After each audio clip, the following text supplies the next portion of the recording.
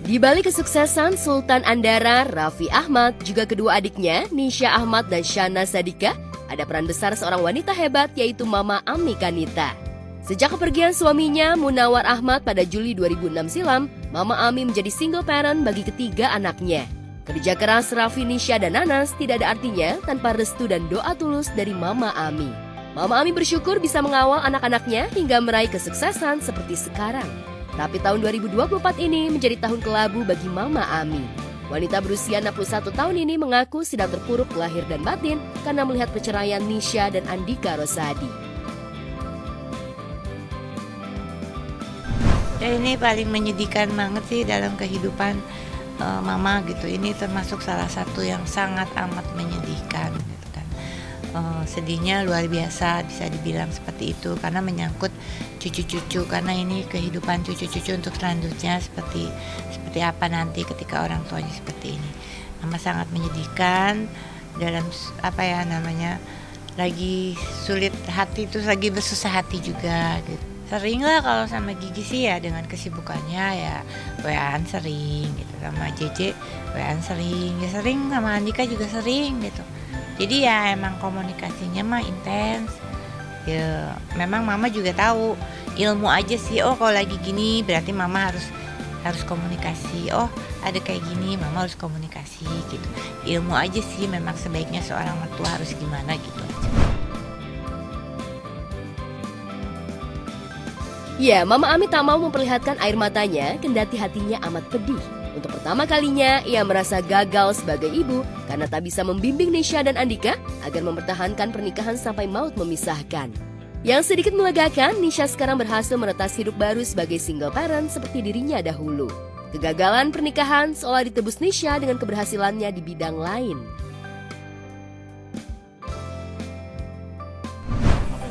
Banyak kekhawatirannya kan, takut pasti terluka. Dari terluka itu takut mentalnya down gitu, perasaannya sedih berkelanjutan. Itu aja sih lebih mewakili perasaan cucu-cucu seorang nenek itu. Ya alhamdulillah, satu sisi seperti ini rumah tangganya, satu sisi alhamdulillah ada awal karir yang baru untuk Nisha gitu ya. Mama sih berdoa aja, berdoa, bersyukur untuk Nisha juga, mudah-mudahan menjadi seorang anggota dewan yang amanah. Ya Jawa Barat, Bandung Barat. Tinggal di sana atau gimana? Ya udah bolak-balik lah, Bandung Jakarta mah ada bus sekarang, tapi ya otomatis udah lebih banyak kantor di Bandung. Satu anak bikin lega, satu anak lagi masih bikin was-was. Pernikahan Nanas dan JJ Govinda masih perlu dikawal ke arah yang lebih baik. Pasalnya, meski sudah melewati konflik berat saat Nanas terciduk selingkuh dengan Randy Karnet, rumah tangga Nanas dan JJ masih panjang. Yang paling Mama Ami khawatirkan adakah kondisi psikis cucu-cucunya. Banyak kekhawatirannya kan, takut pasti terluka. Dari terluka itu takut mentalnya down gitu, perasaannya sedih berkelanjutan. Itu aja sih lebih mewakili perasaan cucu-cucu seorang nenek itu. Ya sih ya, maksudnya sedih mah sedih, kecewa sih ya bukan kecewa ya, tapi lebih ke sedih, lebih menyayangkan itu aja, karena kan yang menjalani kehidupan mereka berdua. Mama juga nggak mungkin lah harus ngikutin kemauan Mama. Mereka juga kan mungkin ada problem-problem yang masalah mereka lah gitu, intern mereka. Jadi udah semaksimal mungkin Mama menasehati, ngasih wejangan, tapi ya berdoa gitu kan akhirnya. Tapi ya qadarullahnya harus seperti itu, ya udah. Memilih menjanda sejak suaminya meninggal bukan berarti Mama Ami luput dari kabar miring. 2 bulan lalu, isu dirinya menjadi pelakor sempat viral setelah sebuah akun medsos mengungkap dugaan perselingkuhan ayahnya dengan Mama Ami. Pengusaha Septo Sudiro yang dituding menjalin hubungan terlarang dengan Mama Ami pada 2012 memilih bungkam dan ogah klarifikasi di depan awak media. Berbeda dengan Mama Ami yang tak takut meluruskan tudingan pemilik akun Hanan Sudiro. Jujur Li, dari hati yang paling dalam, Mama Ami tak pernah menjalin cinta dengan pria lain sejak suaminya meninggal. Udah apapun, udah bahagia, apapun dan apapun, alhamdulillah disyukurin. Dengan kenikmatan seperti ini tuh saya udah betul-betul alhamdulillah, nggak pernah berhenti bersyukur. Bahagia mempunyai anak-anak seperti ini, mempunyai cucu-cucu yang dilahirkan mereka dengan begitu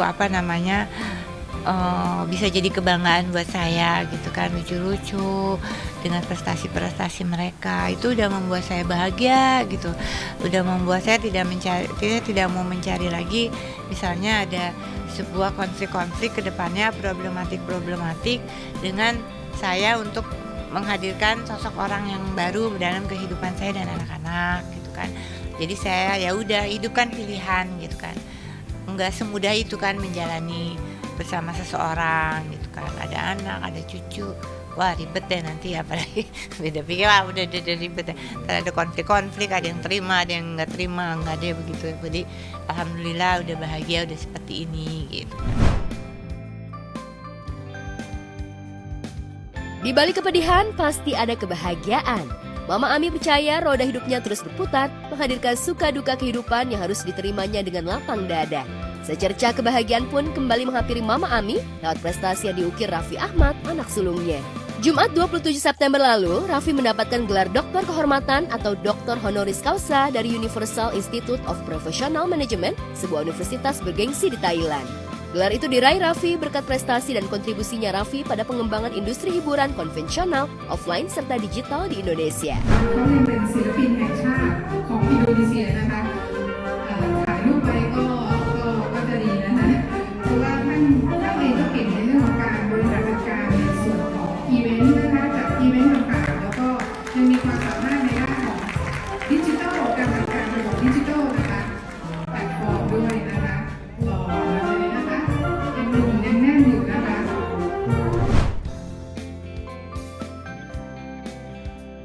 Dilantik dan diwisuda oleh Profesor Kanoksak Likit Priwan, Raffi hadir bersama Nagita Slavina istrinya, serta Rafathar dan Rayanza kedua anaknya. Dengan segala kerendahan hati, Raffi mengurai di Instagramnya. Penghargaan ini saya dedikasikan untuk Allah Subhanahu wa Ta'ala, serta orang-orang yang telah berjasa dalam kehidupan saya. Keluarga, mentor, sahabat, rekan, tim serta semua orang yang telah membimbing serta menginspirasi saya. Penghargaan ini sejatinya juga milik kalian semua.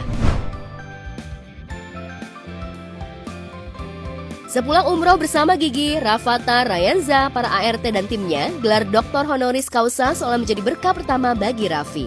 Kini Raffi boleh menyematkan gelar Doktor Honoris Causa atau DRHC di depan namanya. Gelar itu seolah menebus kegagalan Raffi secara akademik karena tak pernah kuliah. Sayangnya, gelar Doktor Honoris Causa yang diterima Raffi mencuatkan kontroversi di kalangan akademisi dan masyarakat. Pasalnya, selain kampus yang memberikan gelar pada Raffi tidak kompeten, Raffi juga tidak memenuhi syarat mendapatkan gelar dokter kehormatan. Salah satu syarat mendapatkan gelar dokter kehormatan adalah usianya minimal 39 tahun, sedangkan Raffi baru 37 tahun.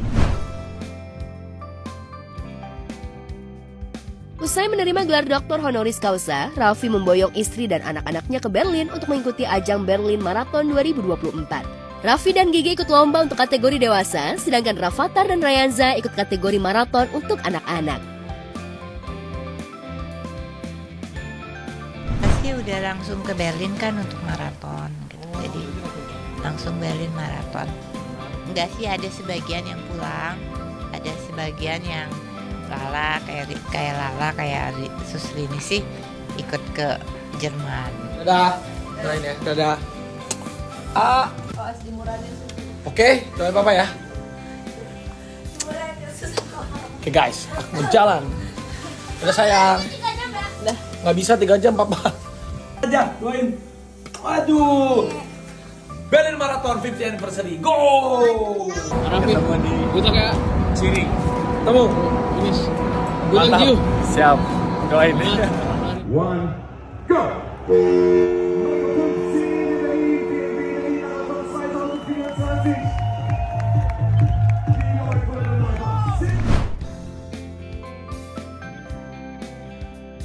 Meski sudah mendapatkan nomor peserta 220, Rayanza batal ikut lomba maraton.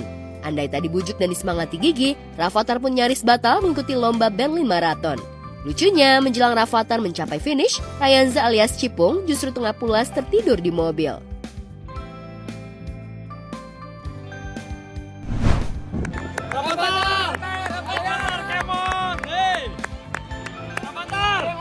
Rafathar, hey! Mana Rafathar nih? Kita nunggu Rafathar. Rafathar mana Rafathar? Mana dia? Hah? Oh itu dia tuh dia. Itu dia Rafathar.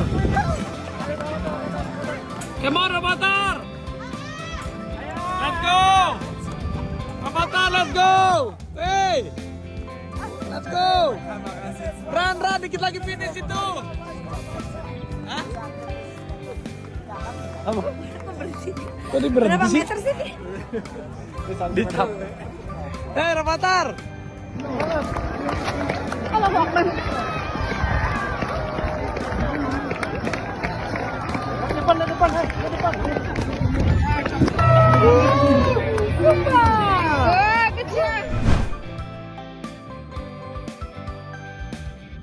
Bagi Raffi dan Gigi, Berlin Marathon adalah lomba lari internasional ketiga yang mereka jalani. Sebelumnya, mereka juga ikut lomba maraton di Tokyo dan New York.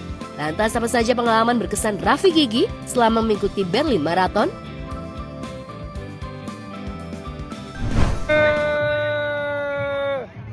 Rafathar, first medal. Medalinya mana aja? Wih, aja lari mah, lihat mah.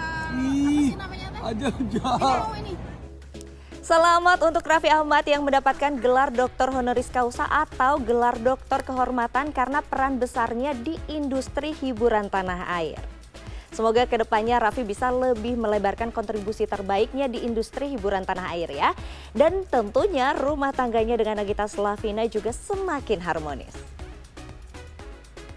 Oke, next Atta Halilintar menyusul Aurel dan juga Amina yang sedang liburan ke Thailand. Sementara itu, cinta segitiga antara Romeo, Yasmin dan juga Rangga makin bikin gemes penonton nih. Kira-kira gimana nih, Rangga kah yang berhasil mendapatkan cinta Yasmin atau justru Romeo yang berhasil meluluhkan hati Yasmin? Simak berita selengkapnya sesaat lagi. Dan jangan lupa pemirsa, saksikan terus Gospot setiap hari Senin sampai Jumat pukul 8.30 waktu Indonesia bagian Barat. Dan Gospot Special Weekend setiap hari Minggu pukul 9.30 waktu Indonesia bagian Barat. Tentunya hanya di RCTI.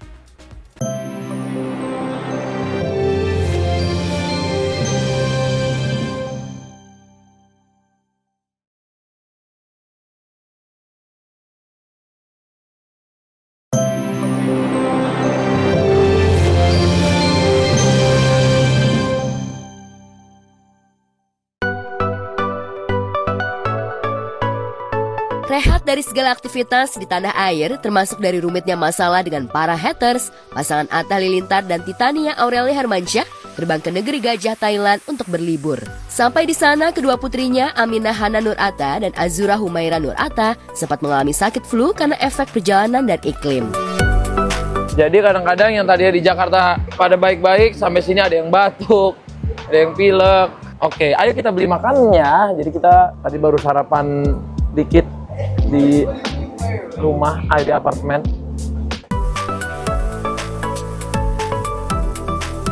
Namun setelah beberapa hari di sana, Atta dan keluarga akhirnya bisa menikmati beberapa tempat-tempat asik untuk nongkrong dan makan malam.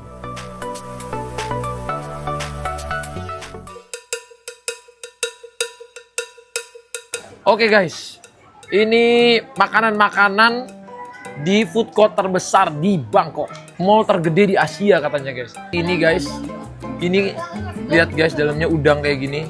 Bismillahirrahmanirrahim.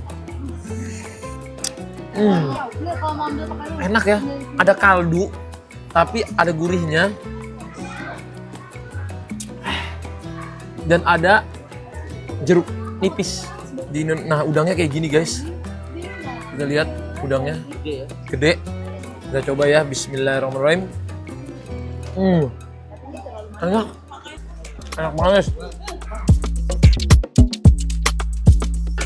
Ini nasi kayak nasi goreng gitu, tapi di sini namanya nasi tom yum.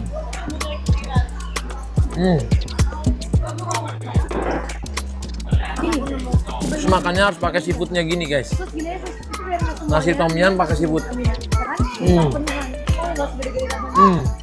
Kalau ini tadi karena gurih banget, 1 sampai 10 9. Nasi goreng tom yum seafood ala Bangkok 1 sampai 10 8. Ini 1 sampai 10. Seafood tusuk Bangkok 8. Setelah puas mencicipi kuliner khas Thailand, Atta dan Aurel mencoba mengajak kedua putrinya untuk keliling kota dengan menggunakan kendaraan terbuka yang di Indonesia dikenal sejenis bentor alias becak motor. Dan seperti inilah sensasi keliling kota mengenakan kendaraan terbuka. Oke guys, kita naik bajai atau becaknya Thailand. Ini biar komplit jalan-jalan kita di Thailand hari ini.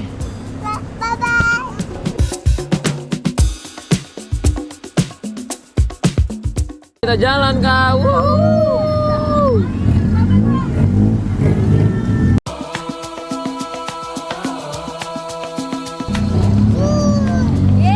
Yeay, enak. Wow. Adek naik tuk-tuk. Mamanya juga. Tuk-tuk. Enak-enak. Enak. Syukur pada Tuhan kamu permaisuriku. Kamu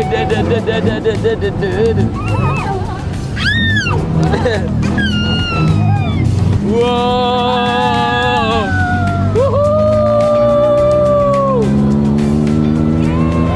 Tuk-tuk ini tuh adalah kendaraan lokal di sini guys. Dan di sini uniknya semua tuk-tuknya tuh knalpotnya racing guys, lihat. Suaranya udah kayak Ferrari. Hihi. Ya sama Jakarta 11-12 lah, kita macet juga guys di sini guys. Ate main tuk-tuk Ate. Ini yang di belakang juga pada naik tuk-tuk.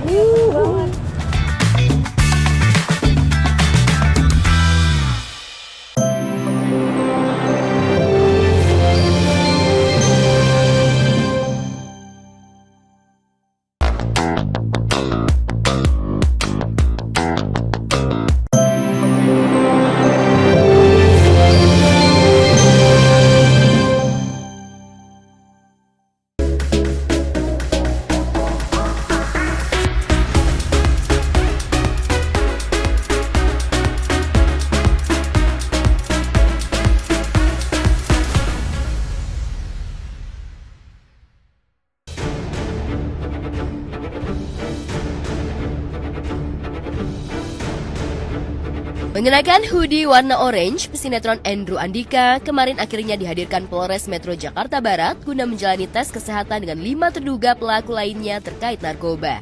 Namun saat ditodong pertanyaan oleh juru warta, suami Tengku Dewi Putri itu hanya diam 1000 bahasa sambil membelah kerumunan awak media.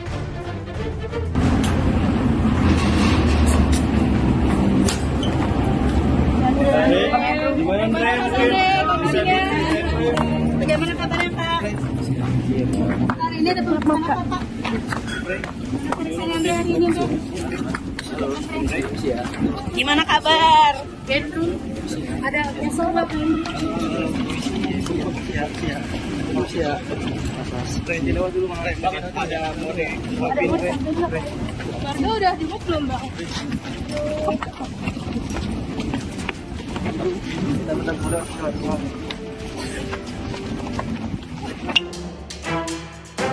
Dari hasil pemeriksaan kesehatan, Andrew dan kelima temannya dinyatakan sehat dan positif menggunakan mengkonsumsi zat adiktif berupa amfetamin setelah menjalani tes urin.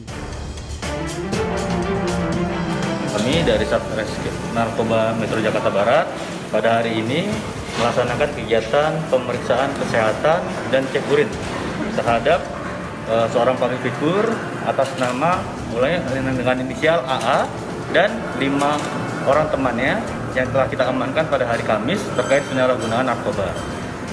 Dan dari hasil pemeriksaan kesehatan, alhamdulillah untuk saudara AA dan 5 orang teman lainnya dalam kondisi sehat walafiat. Dan untuk tes urinnya keseluruhan mengandung amfetamin dan metafetamin. Barang buktinya apa aja mungkin Pak? Nanti kita jelaskan di kemudian.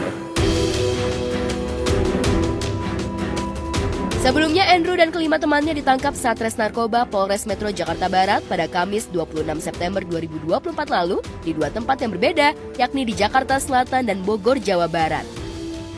Kelima teman Andrew itu diantaranya 3 laki-laki dan 2 lainnya perempuan diduga mereka tengah pesta narkoba jenis sabu.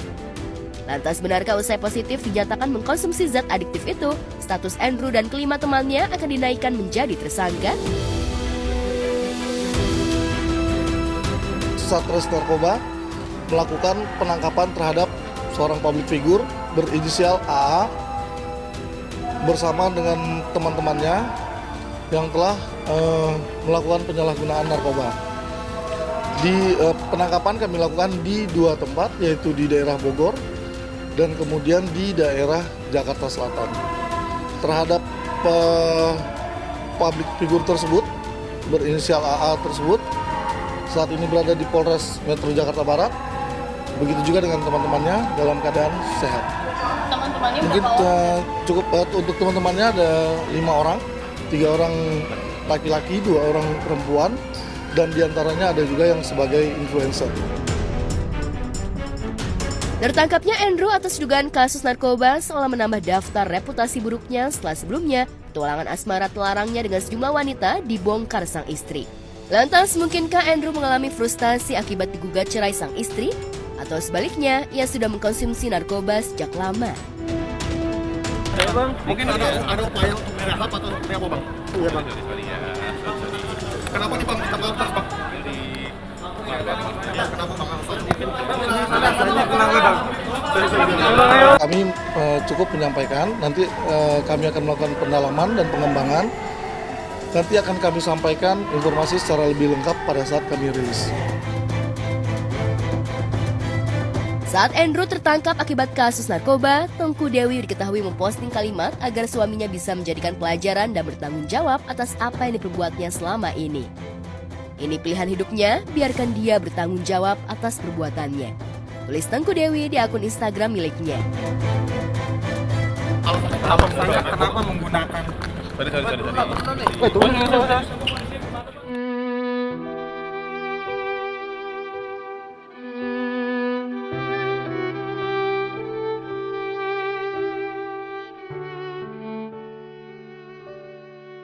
Jika Andrew makin terpuruk setelah kisruh baterainya dengan Tengku Dewi, artis Sony Septian dan Elma Theana tengah dirundung duka atas kepergian ibundanya, Hajah Omas Cahyawati atau Wati Siregar Minggu pagi kemarin. Almarhum tutup usia di rumah sakit sekitar pukul 5:07 waktu Indonesia Barat.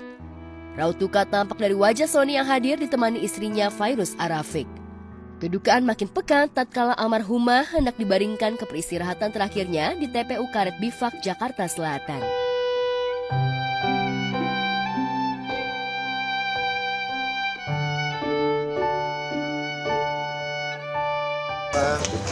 Kita mal. Motor.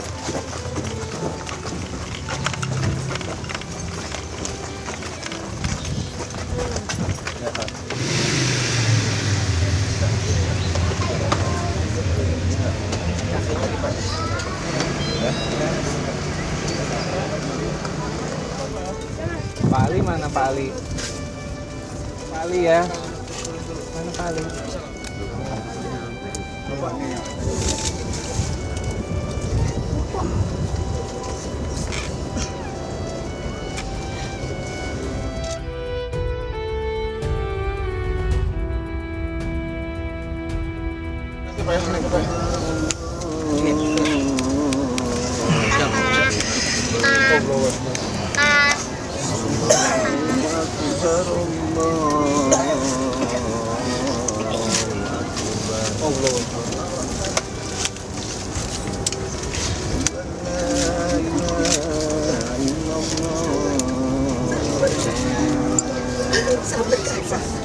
Semuanya kan doain mama, anak-anak mama, semua cucu mama, insya Allah pasti akan ngebuka pintu surga. Cucu mama, anak-anak mama, insya Allah akan jadi penghafal Quran, nanti akan membawa mama ke surganya Allah nanti ya. Bahagia di situ. Husnul Khotimah Pak ya. Udah bahagia ya. Udah gak sakit lagi ya.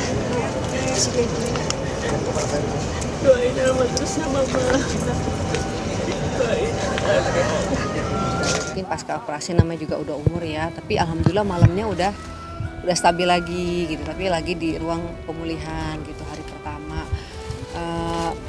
drop, terus malamnya kita dateng, alhamdulillah mama sehat lagi. Bahkan terakhir tuh Sony sempat tadi malam tuh sempat ke rumah sakit itu, kita video call semua ngasih tahu nih mama udah sehat, udah pemulihan ya, udah terus video call semua mau sama cucu-cucunya. Kemarin-kemarinnya kita udah sempet jaga, aku juga sempet nginep di sana. Semua adik-adik pulang pergi, ada yang nginep juga. Oni hampir tiap hari ke situ, virus juga, semuanya. Aku malam mingguan di rumah sakit sama mama ngedate. Aku bilang malam mingguan sama mama. Terus Pak Irus ngasih lihat foto Kalau aku video cucu-cucunya mama. Mama ketawa-tawa gitu. Mama ngasih jempol, disangkanya lagi video call, padahal kan cuma dikasih lihat video call, tapi mama ketawa-tawa gitu, mama senyum. Udah, terus kita pulang, sampai ketemu besok ya Ma. Iya, ternyata pas aku habis sholat subuh dapat telepon, ya harus dapat kabar ini.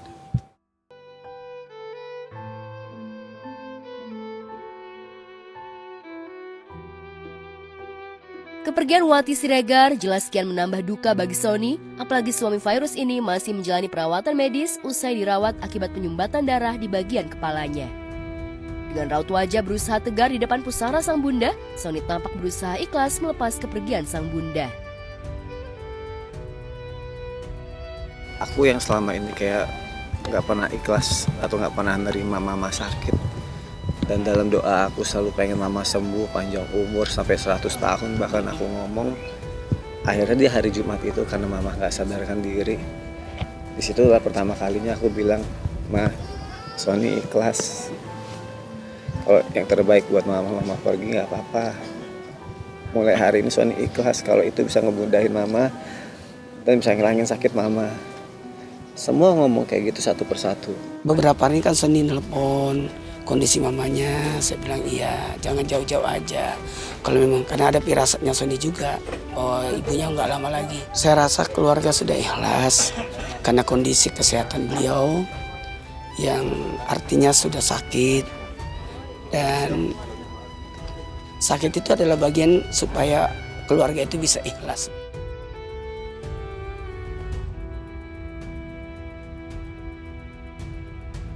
Almarhumah Wati diketahui sudah 15 tahun berjuang melawan penyakit kanker yang dideritanya. Terakhir, Wati harus dirawat di ICU lantaran kondisinya makin memburuk. Kepergian almarhumah jelas menyingkapkan pilu dan sejuta kenangan bagi Sony, Elma, dan Renzi Milano, tak terkecuali oleh mantunya Fairuz Arafiq. Lantas, apa pesan-pesan terakhir almarhumah? Mama tuh udah 15 tahun sakit kanker. Sempat divonis 2 tahun aja. Tapi alhamdulillah mama bisa ngelewatin semuanya. Makanya aku selalu bilang mama tuh nggak sakit tapi mama sakti, kuat banget gitu. Mama tuh orang paling kuat. Pokoknya dia minta adik kakak rukun-rukun, saling membantu satu sama lain, dan jangan lupa sholat, itu doang. 3 itu yang kemarin dikasih tahu ke saya sama Elma juga. Sering kumpul walaupun mama nggak ada, terus suruh nyambungin tetap kumpul sama keluarga-keluarga walaupun mama nggak ada gitu. Karena kan mama kan memang dia silaturahminya bagus ya gitu, jadi dia kepengen kita tetap silaturahmi. Ya kita sebagai keluarga, artinya keluarganya almarhumah, Sony dan semuanya itu pun harus ikhlas sebenarnya. Kan ujian itu kan kondisi reaksi tubuh, nangis dan sebagainya itu wajar. Kemudian sabar, ridha, dan kembali mengambil hikmah di setiap kejadian.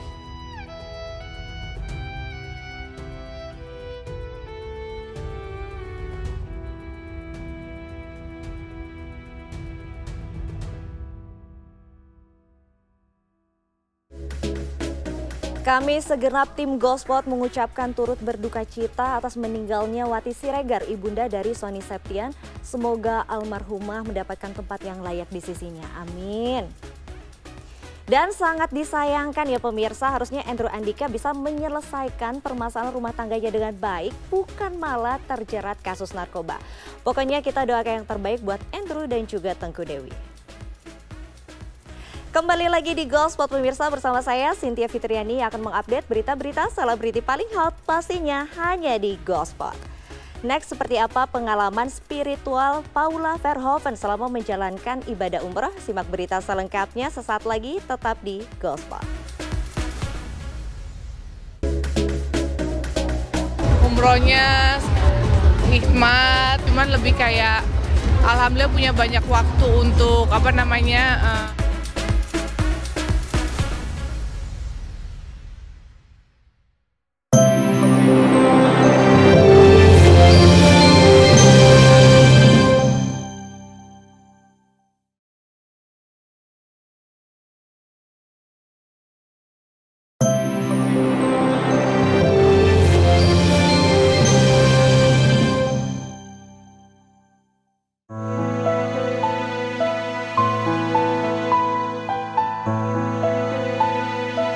Saat Atta dan Aurel asik berlibur, adegan demi adegan syarat emosi di sinetron Cinta Yasmin makin pelik dan menarik. Ya, langkah Rangga mendekati Yasmin makin rumit setelah Romeo mengutarakan cintanya pada Yasmin. Sementara posisi Rangga makin terpojok setelah kedatangan secara tiba-tiba Nina, ibu dari Kayla yang akan membuat langkahnya merebut Yasmin makin sulit. Masalah Rangga kian berat setelah adiknya Alisa ketahuan menggunakan barang haram. Rangga sih pasti merasa, wah kecelek sih, kayak kecewa lah, dia nembak. Tapi nggak tahu deh dikasih jawaban nggak ya, gue juga nggak tahu sih. Ya kan gue nggak ada di situ. Nah iya, ya yang jelas sebagai Rangganya sih pasti sedih, kecewa karena dia memang kan suka dan ngejar si Yasmin gitu. Kalau langsung dijawab kan nggak seru, jadi harus diulur dulu berapa lama baru ntar dijawab kayak gitu. Oh iya itu pasti ngerasain kayak, wah mungkin ini adalah kesempatan gue lagi deh, gue bisa gas lagi gitu. Oh iya lucu sih, maksudnya ya itu sesuatu hal yang unik dan patut dicobalah buat teman-teman yang lagi jomblo mau nembak cewek gitu. Gue ngerti banget perasaan yang dirasain sama Alisa tuh kayak gimana. Sedangkan mungkin kalau misalnya seorang laki, seorang cowok, dia bakal rebel kayak seorang Nathan gitu. Mungkin dia bakal ngelawan atau dia bakal jadi outlaw seperti itu yang tetap lovable tapi emang badung aja gitu anaknya. Sebenarnya pengen dapat perhatian dari orang tua gitu.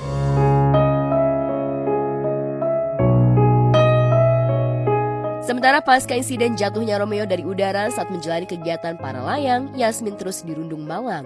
Ia tampak begitu resah memikirkan di mana keberadaan sang kekasih. Ya Allah dong, aku harus cari kamu di mana lagi ya. Aku bener-bener bingung ini. Aku takut kamu kenapa-napa.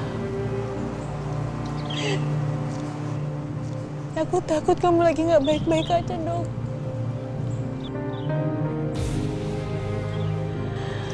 Allah, apa yang harus aku lakuin sekarang? Aku mau cari dokter Romeo di mana? Ya Allah, tolong jaga dokter Romeo, ya Allah. Tolong lindungi dia. Tolong kembalikan dia ke hidup hamba dengan sempurna, ya Allah.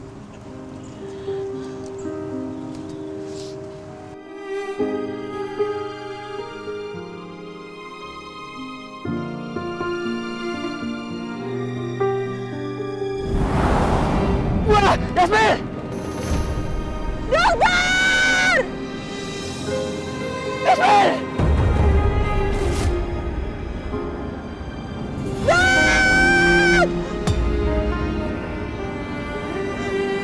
Dokter! Dokter!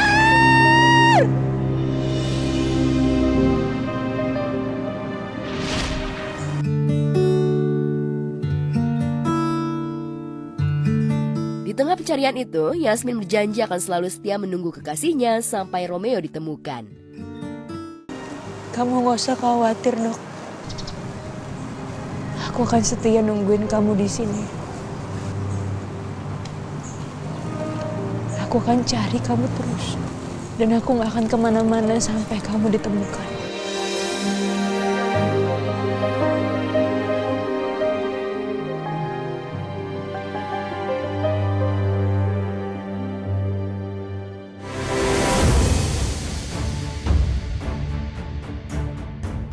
Spekulasi ihwal di mana keberadaan Romeo terus jadi teka-teki di antara orang dekatnya. Tapi kabarnya Romeo sudah ditemukan. Lantas di mana Romeo ditemukan?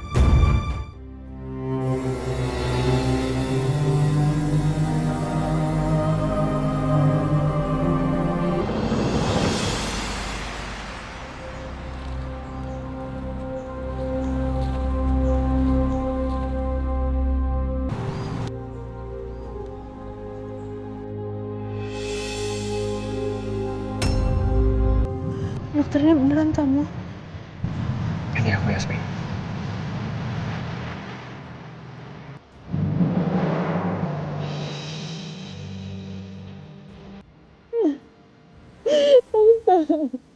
Aku takut banget kamu kenapa-napa, Dok. Aku takut sekali sama kamu, Dok. Aku juga senang bisa ketemu sama kamu, Yasmin.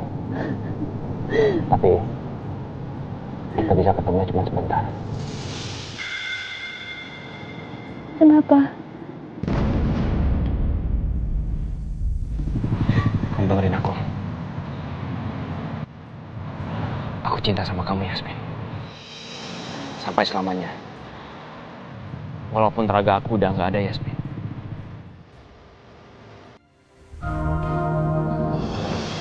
Dokter. Dokter. Dokter.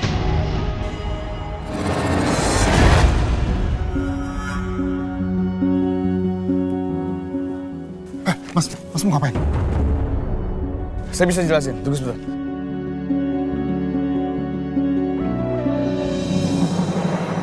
Romeo! Rom! Akhirnya gue nemuin lu, Rom.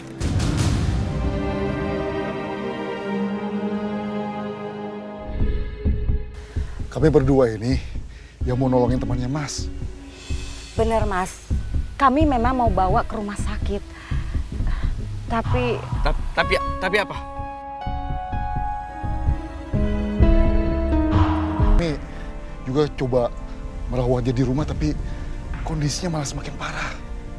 makanya, Mas, kami langsung bawa ke rumah sakit. Mungkin Romeo bener. Dia nggak bisa dibawa ke rumah sakit karena kemungkinan besar ada orang yang lagi ngincer dia. Entah siapa orang itu.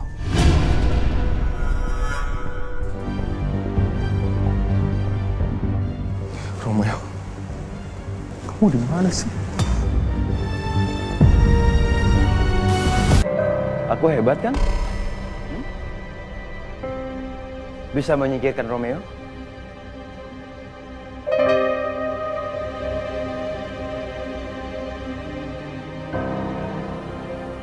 Kamu kenapa? Kan Romeo udah nggak bisa menghalangi semua rencana kamu. Sadar nggak kamu? Sampai sekarang jasadnya Romeo tidak ditemukan. Dan suami aku masih mencari Romeo. Bagaimana aku bisa tenang? Kalau Rangga sih ada tujuan. Kalau si Romeo-nya mungkin dia tulus cintanya. Karena gue nggak baca track dia. Tapi yang jelas kalau dari sisi gue sebagai Rangga, dia ada misi tertentu, itu doang sih. Misi? Oh belum tercapai. Belum, karena prosesnya masih agak banyak intrik ya. Jadi begitu gue mau ngelakuin sesuatu nggak segampang itu tiba-tiba selesai, enggak.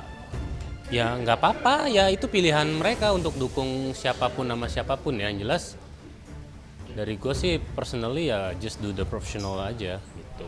Jadi ya jalanin aja sih. Halo pemirsa, jangan lupa saksikan terus sinetron saya Cinta Yasmin setiap hari di RCTI jam 19.45.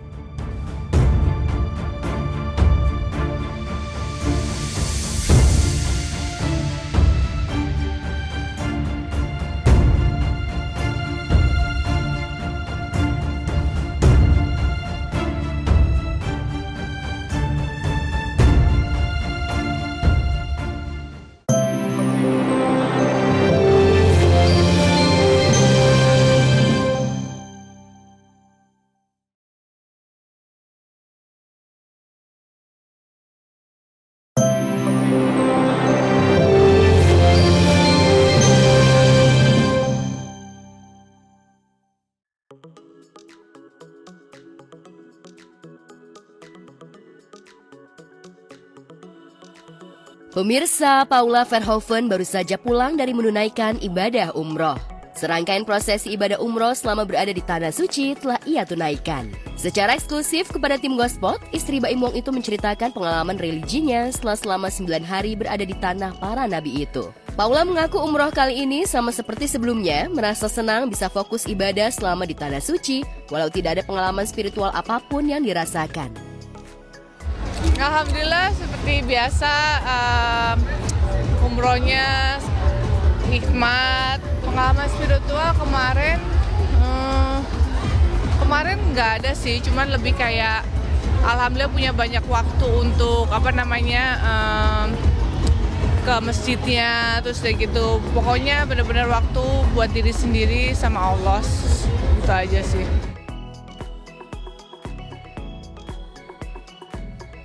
Selain itu, Paula mengaku umroh kali ini berbarengan dengan kegiatan pekerjaan di sana. Hal itu yang menjadikan alasan dirinya umroh tidak mengajak Baim Wong dan anak-anaknya.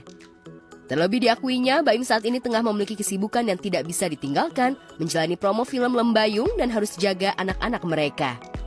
Terus banyak sebenarnya kan kita juga ada kerjaan sekalian umroh, jadi memang niatnya memang pengen umroh dan pas ada sambil bekerja ya. Dan teman-teman jadi ya seneng alhamdulillah. Sama teman-teman ada Davina, ada Mbak Feni Rose, ada Chan Kelvin sama istrinya. Sibuk lah kalau misalnya emang waktunya aja gitu, karena kan dia juga sibuk dan kalau misalnya ikut semua anaknya jadi nggak ada yang jagain gitu. Memang aku di sana kan memang kerja kan ke Dubai juga. Meskipun suaminya tidak berada di sampingnya, Paula tetap memancarkan kebahagiaan yang tulus dan merasakan setiap detik yang berharga selama berada di Tanah Suci. Keceriaan dan semangatnya membuat perjalanan ini semakin berarti, seolah ia mengabadikan setiap momen dengan penuh rasa syukur.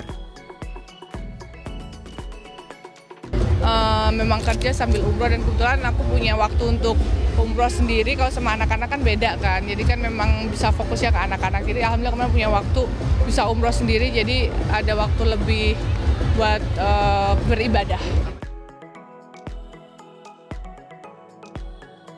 Lebih lanjut, ibu dua anak itu bercerita tentang kegiatannya selama di Tanah Suci, mulai dari lebih sering ke masjid untuk beribadah dan berdoa untuk kesehatannya, untuk kebahagiaan, dan berdoa untuk keluarga. Terus banyak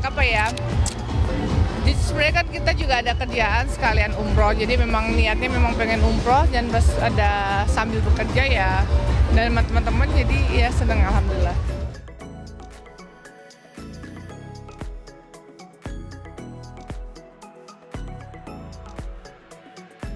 Aktor Jeffrey Nicole kembali menjadi sorotan setelah terciduk bermesraan dengan Nea Cameron saat nonton sebuah konser di Jakarta. Momen tersebut viral di media sosial, salah satunya diunggah oleh akun @lambe_turah belum lama ini. Dalam video tersebut, Jeffrey dan Nea tampak menikmati hari ketiga Pesta Pora 2024 dengan penuh keintiman. Meski berada di tengah kerumunan penonton, mereka terlihat nyaman dan tak canggung menunjukkan kemesraan di depan publik. Adegan tersebut sontak memicu berbagai reaksi dari warganet, mulai dari pujian hingga kritik tajam. Nicole, boleh wawancara bentar Nicole. Nicole, mungkin kemarin seperti apa sih video yang rame? Kamu sama Neya kedekatannya seperti apa sih Nicole? Kemarin beredar video mesra kamu lagi nonton konser nih Nicole. Seperti apa sih Nicole?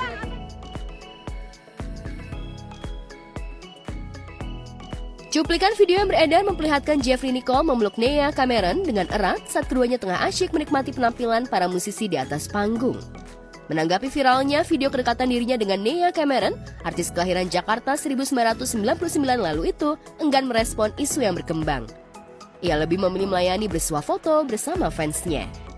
Nicole, mungkin seperti apa sih hubungannya sama Nea Nicole? Sudah sejak kapan nih Nicole hubungannya sama Nea? Apa sih yang spesial dari Nea? Udah ya. Udah dikenalin sama keluarga belum nih Nicole, Nea-nya Nicole? Keringat lagi.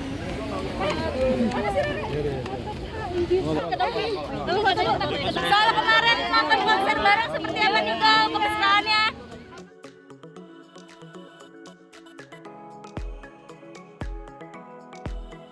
Namun ibunda Jeffrey angkat bicara. Ia tidak menampik kalau putranya ada hubungan spesial dengan Nea Cameron. Proses perkenalannya pun sudah berlangsung sejak Juni 2024 lalu. Lantas seperti apa sosok Nea di mata Junita Eka Putri itu? Benarkah Nea calon mantu idaman? Seperti apa ya? Seperti biasa aja anak-anak berteman ya kan?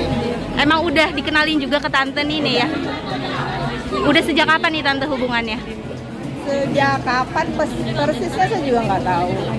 Tapi udah pernah ketemu. Kapan mungkin ya dikenalin ke tantenya? Bulan Juni tahun lalu. Tahun lalu? Juni kemarin. Gimana Memang kayak teman-teman biasa aja.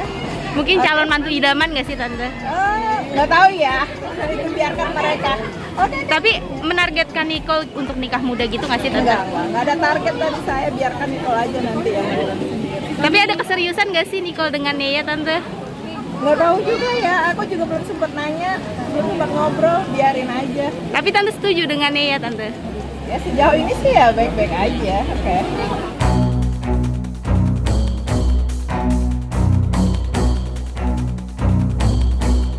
Beralih ke kasus hukum, mantan artis cilik Cikita Medi akhirnya buka suara pasca dilaporkan rekan bisnis yang juga sahabatnya, Shilda Octavia Rosa, atas tuduhan dugaan pencemaran nama baik ke Polda Metro Jaya.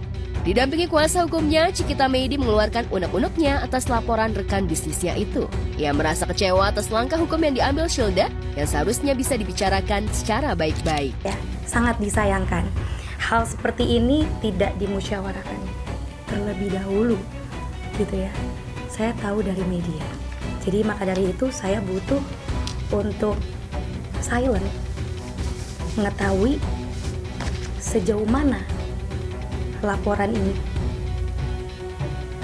Ternyata saya tidak menerima laporan tersebut, dan mungkin media juga sempat menyaksikan preskon yang dilakukan oleh saudari. Saya jujur kecewa banget gitu ya, karena menurut saya hal seperti ini tuh bisa dibicarakan baik-baik. Dan apa yang saya sampaikan di live streaming itu adalah fakta, didasari dengan bukti-bukti terkait yang saya sudah serahkan kepada tim kuasa hukum saya, Pak Reki dan Pak Adam. Di sini TikTok, akun TikTok Cikita Medi atau Cerita Cikita. Tanggal 9? Tanggal 6 September. Oh, 6 September. Resmi tadi membuat laporan terkait dugaan tindak pidana yang dilakukan oleh akun TikTok Cikita Medi atau Cerita Cikita terhadap klien kami, Shilda Octavia Rosa. Di tanggal 6 September itu akun tersebut live ya diduga mencemarkan nama baik saya sebagai menyebutkan profesi juga. Salah satunya ya Shilda Octavia Rosa, SHMKN, seorang notaris, telah menghancurkan bisnis keluarga saya, membuat kita tidak mempunyai income, membuat kita jadi jatuh miskin, sehingga saya tidak bisa menyelamatkan adik ipar saya dan adik ipar saya jadi meninggal.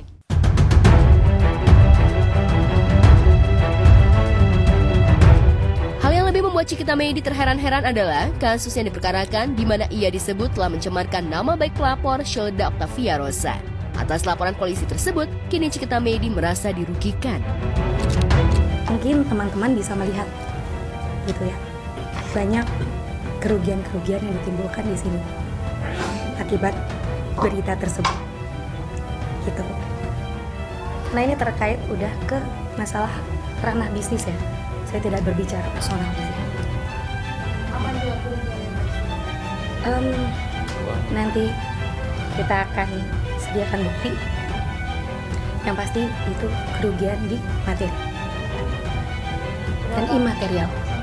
Dulu sebelum 2018 emang kita kenal, temenan, terus atas dasar teman emang minta tolong kepada saya kalau lu punya teman promosiin dong krim muka gue gitu. Tidak ada MOU, tidak ada perjanjian juga, bermaterai juga tidak ada. Jadi setelah saya cut dan tidak mau lanjut untuk berbisnis dengan dia, di situ kayaknya ada kekecewaan atau apa dan menuduh saya membuat kerugian atas krimnya itu. Saya dengan kuasa hukum saya juga sudah mengumpulkan bukti gitu ya. Ini tidak hanya satu orang, ya. Ini banyak yang terlibat untuk membentuk kerugian bisnis saya ini banyak.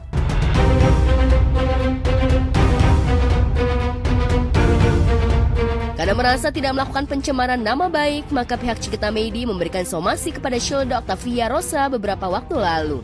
Namun karena somasi pertama diacuhkan, pihak Cikita Medi kembali memberikan peringatan kedua pada 24 September 2024. Cikita Medi memberikan waktu hingga 2 minggu untuk Shilda Octavia Rosa memberikan klarifikasi.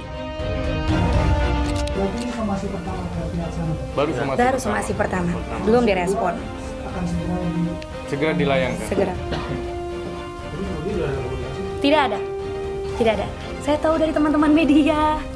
Di mana isi somasi itu menyebutkan bahwa kami mengundang Silda Octavia Rosa untuk mengklarifikasi atas apa yang menjadi laporannya di Polda. Namun tidak ada jawaban somasi, tidak ada respon sama sekali. Jika somasi kedua itu sudah kami layangkan namun tidak ada respon, tidak ada jawaban lagi, maka kami dengan terpaksa akan melaksanakan akan melakukan upaya hukum laporan balik. Pernah coba hubungi? Tidak perlu, tidak penting. Karena dengan pihak sana sudah